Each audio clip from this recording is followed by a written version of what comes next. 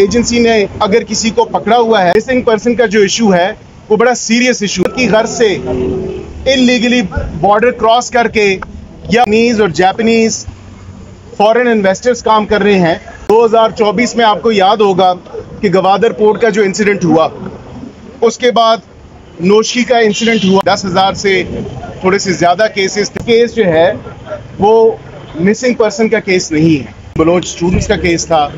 और दूसरा केस जो अहमद फरहाद साहब का केस है उसके हवाले से तो थोड़ी सी इसके बैकग्राउंड में जाने की ज़रूरत है। जिस तरह उन्होंने जिक्र किया कि ये अरसा 3 से 4 दिहाइयों से ये मिसिंग पर्सनस का इशू चल रहा है, लेकिन ये फॉर्मलाइज जब हुआ 2011 का वो टाइम था जब कमीशन इन्फोर्स डिसअपेरेंसेस के ऊपर सुप्रीम कोर्ट की डायरेक्शंस पे उस वक्त की हुकूमत ने कायम किया।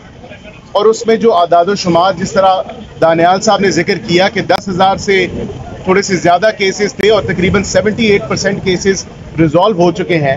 अभी अंडर वे और अंडर इन्वेस्टिगेशन जो केसेस हैं वो तकरीबन 2200 कुछ केसेस हैं। लेकिन इस चीज़ का भी हमें जहन में रखना ज़रूरी है कि हर केस जो है वो मिसिंग पर्सन का केस नहीं है। हर वो केस जो मिसिंग पर्सन के एम्बिट में रिपोर्ट होता है वो ज़ुमरे या इस एम्बिट में या वो उसकी क्वालिफिकेशन पूरी तरह नहीं आती। जिस तरह जिक्र किया कि कुछ शर पसंद अनासिर, non state actors, terrorist organisation से कई ऐसे लोग हैं जिनका ताल्लुक भी है, एफिलिएशन भी है। और उस वजह से अगर मिसाल के तौर पे इसी साल अगर आप देखें तो 2024 में आपको याद होगा कि गवादर पोर्ट का जो इंसिडेंट हुआ, उसके बाद नोशी का इंसिडेंट हुआ, मच का इंसिडेंट हुआ, लांडी सुसाइड अटैक भी हुआ। और यहाँ पे जो चाइनीज और जापानीज फॉरेन इन्वेस्टर्स काम कर रहे हैं, इन टेररिस्ट ऑर्गेनाइजेशन से ताल्लुक़ रखने वाले वो लोग जो शायद कई बार अपने आप को इस मिसिंग पर्सन की लिस्ट में भी कमीशन के सामने पेश कर चुके हैं। आपको याद होगा कि कई ऐसे लोग शायद वो अपने मुलाजमत की गर्ज से इलीगली बॉर्डर क्रॉस करके या अपने किसी ज़ाती फ्यूड की वजह से अपने घर वालों से छुप जाते हैं, तो उसको भी मिसिंग पर्सन के एम्बिट में लिया जाता है। तो खुदारा थोड़ी सी हमें इस पे क्लैरिटी चाहिए। मिसिंग पर्सन का जो इशू है वो बड़ा सीरियस इशू है और हुकूमत की एक बड़ी क्लियर पॉलिसी है कि किसी के इंसानी हकूक और बिलखसूस मिसिंग पर्सन का जो इशू है उस पर कोई कॉम्प्रोमाइज़ नहीं है। हुकूमत हर तरह की असिस्टेंस, हर तरह की सपोर्ट और उसके साथ जिस तरह की भी हमें मुआवनत का कहा जाएगा, हुकूमत वो मुआवनत फराहम करेगी। लेकिन थोड़ा सा ये भी देखने की ज़रूरत है, क्योंकि मैं खुद हेबियस कॉर्पस के केसेस में इसी इज़्ज़त माब अदालत में पेश भी होता रहा हूँ, दानियाल साहब भी होते रहे हैं।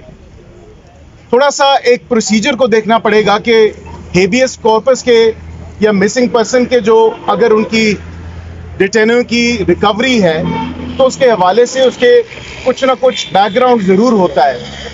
जिस तरह बलोच स्टूडेंट्स का केस है तो आपको बखूबी वाकिफ़ है कि अगर वाक़तन कोई बग़ैर किसी वजह के अगर किसी भी लॉ इन्फोर्समेंट एजेंसी ने अगर किसी को पकड़ा हुआ है तो हुकूमत डेफिनेटली मुआवनत फराहम करेगी और उसको ऑन रिकॉर्ड लेके आएगी। लेकिन अगर कोई किसी टेररिस्ट ऑर्गेनाइजेशन के साथ ताल्लुक़ रखता है या नॉन स्टेट एक्टर है और मुल्क को और मुल्क के इदारों को नुकसान पहुंचाता है तो उसके साथ किसी किस्म का कॉम्प्रोमाइज़ नहीं है, उसको आयरन हैंडेडली लिया जाएगा।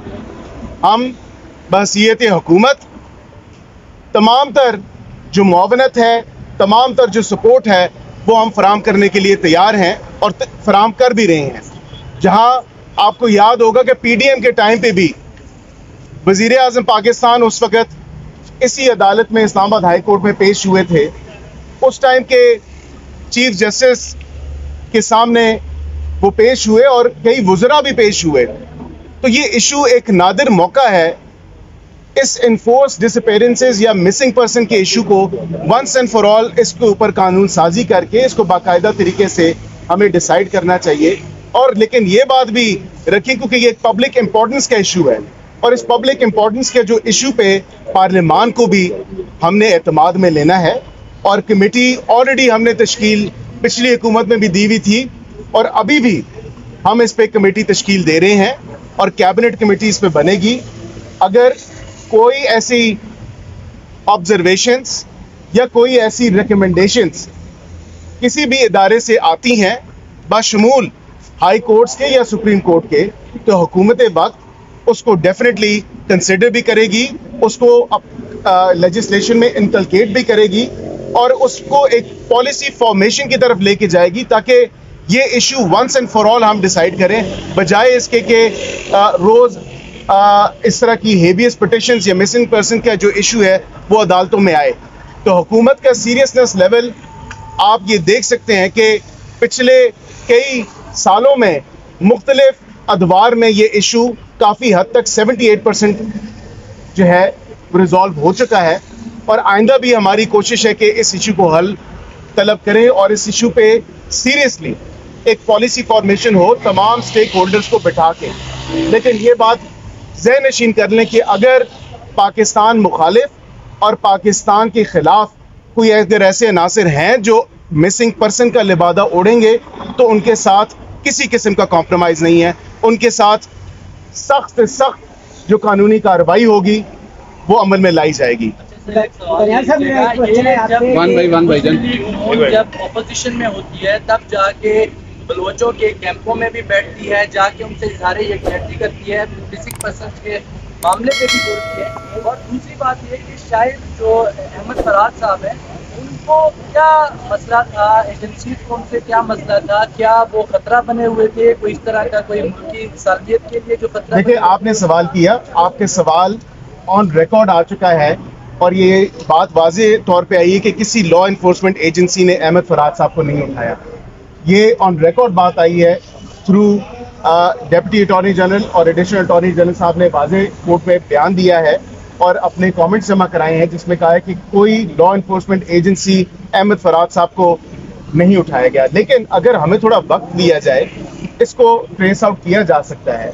Law enforcement agency federal government है, प्रोविंशियल गवर्नमेंट्स के साथ हमने काम करना है क्योंकि आधे से ज़्यादा इशू जो है वो बलूचिस्तान हुकूमत को भी हमने ऑन बोर्ड लेना है क्योंकि ज़्यादा बलोच जो वहाँ के रिहायशी हैं वहाँ का इशू है उसको भी एड्रेस करना है। लेकिन जहाँ तक आपने स्पेसिफिकली अहमद फराज साहब की बात की तो वो मामला जो है सब्जुडिस है, उस पर ज़्यादा कमेंट नहीं करूँगा। लेकिन हुकूमत की तरफ से एक वाज़ेह स्टांस आ चुका है और हुकूमत का स्टांस है कि किसी लॉ इन्फोर्समेंट एजेंसी ने उसको नहीं उठाया। एक सेकंड मैं थोड़ा सा कंप्लीट कर लूँ।